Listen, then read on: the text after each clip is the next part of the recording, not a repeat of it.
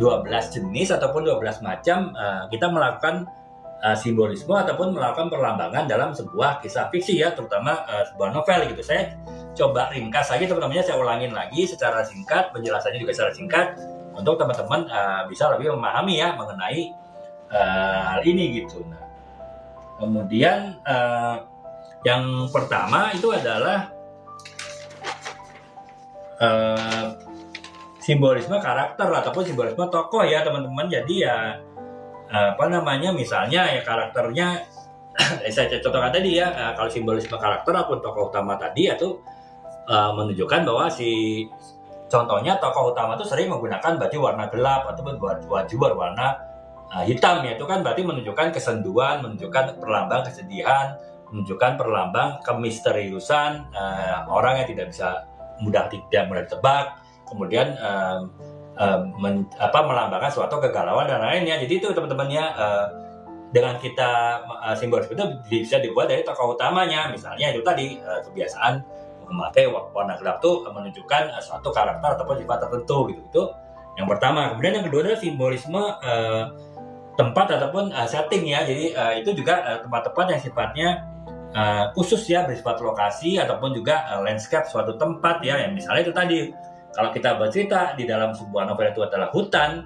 ya hutan itu biasa berisi dengan keterasingan, kemudian keisolasian, kemudian bercerita mengenai suatu terisoliran. Itu kan itu menggambarkan seperti itu ya, bisa jadi menggambarkan suatu kehidupan masyarakat misalnya yang sangat terkungkung gitu, ataupun suatu masyarakat yang sangat kolot ataupun masyarakat yang sangat feodal, sehingga ya misalnya ada generasi muda yang tidak bisa berkembang ataupun juga terhambat aspirasinya karena situasi suatu masyarakat seperti itu kan bisa digambarkan dengan misalnya kehidupan suatu kelompok orang ataupun suatu desa lah ya di tengah hutan gitu. Jadi itu ya teman-teman ya, simbolisme menggunakan tempat ataupun juga menggunakan setting.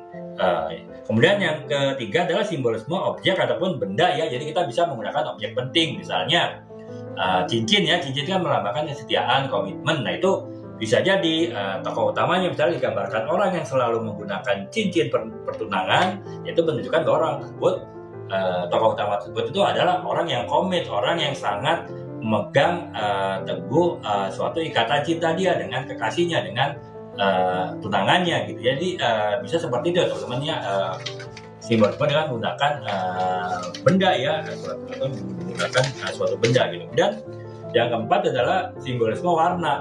Artinya warna bisa menunjukkan sesuatu hal. Misalnya sebuah novel yang ceritanya banyak bernuansa berwarna merah misalnya inilah matahari sering terjadi mereka misalnya sepasang kekasih bertemu pada saat senja ya. Pada saat ini senja kan warna merah ya teman-teman ya.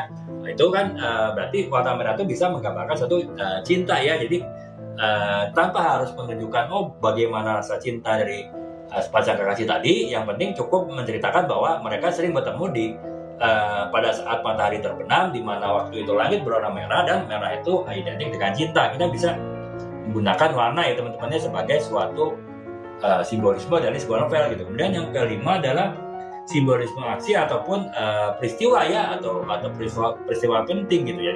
Seperti saya bilang teman-teman, misalnya kita bisa menunjukkan seseorang itu adalah seseorang yang sangat dicintai oleh lingkungannya, dicintai oleh teman-temannya, oleh saudara-saudaranya, yaitu dengan menunjukkan suatu peristiwa penting. Misalnya ketika si tokoh tadi ulang tahun, kemudian teman-teman, sahabat dan saudaranya itu mengadakan pesta kejutan buat dia. Nah itu kan tanpa kita harus menunjukkan bagaimana si tokoh utama tadi dicintai oleh teman-temannya, itu kita sudah bisa paham bahwa orang itu memang benar-benar dicintai dengan penggambaran peristiwa penting tadi gitu. Kemudian yang keenam adalah simbolisme binatang ataupun juga simbolisme makhluk-makhluk fantastis ya. Misalnya kalau burung itu menggambarkan kebebasan, kemudian naga menggambarkan kekuatan. Nah kita bisa menggunakan simbolisme berbagai jenis hewan itu untuk menggambarkan hal-hal tertentu dari tokoh utama ataupun dari novel tersebut ya. Itu yang keenam gitu. Kemudian yang ketujuh adalah simbolisme dalam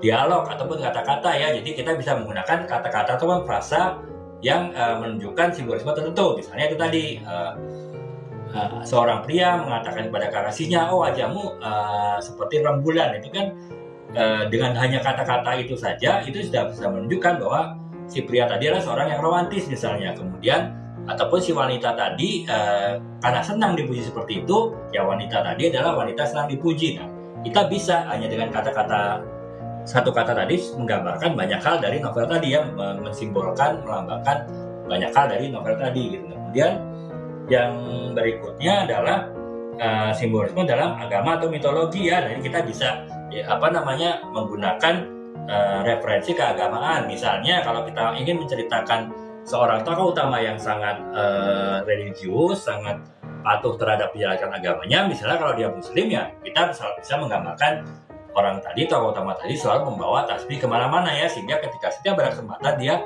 lalu berzikir ya dengan menggunakan tasbih tadi. Nah, itu kita bisa menggunakan simbolisme dalam agama ataupun mitologi juga gitu. Kemudian yang ke-9, simbolisme dalam gaya penulisan ya. Nah, gaya penulisan itu juga bisa menunjukkan simbol-simbol tertentu atau lambang-lambang tertentu dari novel ya teman-teman. Sering menggunakan gaya bahasa yang santai di novel tersebut ya, novel itu gaya bahasanya humor, itu berarti menunjukkan bahwa novel ini adalah novel yang ceria ya, novel yang menyenangkan, novel yang menghibur gitu dibaca gitu. Tapi kalau gaya bahasanya gaya bahasa yang misterius, gaya bahasa yang berat, yang mungkin menunjukkan bahwa novel tersebut adalah novel menggambarkan novel yang rumit untuk dipahami, novel yang perlu pemikiran dalam untuk memahami, dan ini bukan novel hiburan tapi novel untuk eksplorasi ide, eksplorasi pikiran dari pembacanya. Kita bisa melihat simbolisme itu dari gaya bahasa yang dipergunakan gitu teman-teman. Nah, kemudian yang ke-10 adalah simbolisme dalam hubungan antar karakter ya. Jadi kita bisa mengetahui apakah novel tersebut bertemakan suatu konflik ataupun justru bertemakan suatu persahabatan, dengan kita melihat bagaimana hubungan antar tokoh-tokoh dari novel tersebut yang kemudian menyimbolkan sesuatu, yaitu bisa konflik ataupun juga persahabatan misalnya. Kemudian yang ke-11 adalah simbolisme dalam perubahan cuaca atau musim ya. Jadi itu tadi teman-teman, perubahan cuaca atau musim itu bisa menjadi simbol terhadap suatu novel ya. Misalnya kita menggambarkan seseorang yang tiba-tiba marah ya karena sesuatu hal, kita bisa mengatakan dengan tiba-tiba awan mendung menggelayuti wajah si Adi misalnya ya. Kalau kita anggap Adi itu tokoh utama, itu kan dengan kata-kata yang menunjukkan cuaca itu kita bisa menunjukkan perubahan emosi dari tokoh utama tadi dalam novel ya. Jadi kita bisa menggunakan simbolisme perubahan cuaca ataupun juga musim ya. Nah, kemudian yang ke-12 adalah simbolisme dalam angka atau hitungan ya. Tadi teman-teman ya, angka 8 dianggap keberuntungan, angka 9 dianggap kesuksesan pada satu etnis tertentu gitu kan. Nah, itu kan kita juga bisa menggunakan angka tersebut untuk menunjukkan misalnya apakah keberuntungan ataupun juga kesuksesan dari satu tokoh utamanya ya. Jadi itu teman-teman 12 jenis simbolisme yang bisa kita pergunakan dalam suatu novel ya.